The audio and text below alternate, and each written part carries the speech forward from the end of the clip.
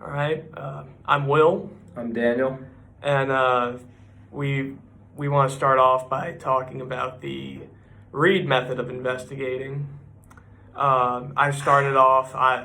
For the Reed, I was the interrogator, and Daniel was the suspect. Now, coming from the interrogator's point of view, honestly, I feel like there's a little bit of a power dynamic.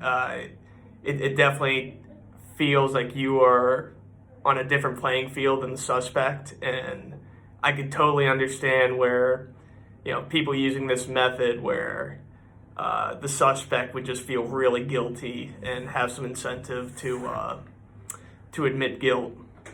So as a suspect, I felt like really cornered by this method. I felt it was kind of unfair because even though I didn't believe I did it, whether I did it or not is regardless of how the method is used, because the goal is to pin the suspect in a corner really and make them pick of a lesser of two evils, which I did in the video. I picked only losing some points instead of losing my whole participation grade in the class. So it's really unfair to the suspect, and I think it could also lead to some false interrogation or confession. I mean, because the suspect doesn't feel like they have another option, or they just pick the easy one because they just want to get out of the situation because it's uncomfortable. Honestly, I was kind of thinking the same thing. Like, if you feel like you could somehow be guilty even though you're not, you may as well just take the lesser way out. Yeah, because you think that they're gonna prove you guilty no matter what. So I'm just. And so for the next, we did the peace method. Peace method, and Daniel was the interrogator, and I was the suspect. From the suspect point of view, honestly, it does. I felt very comfortable just explaining my story. Because at the very beginning, the interrogator is, he wants to hear your side. If I feel I'm innocent, like, I would love to give my side of the story. The one thing that does throw you off is I feel like the interrogator tries to pin you down to certain facts. So as the interview went on, I felt like I had to be a lot more careful with my words.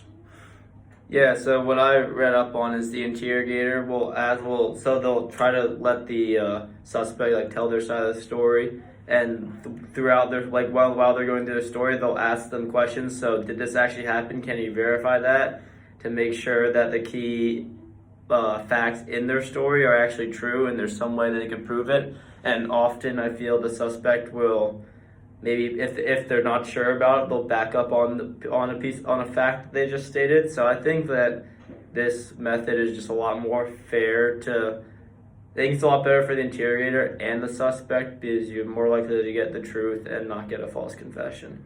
It's probably easier for with this method for a jury to kind of be able to fact check every little side of the suspect's alibi.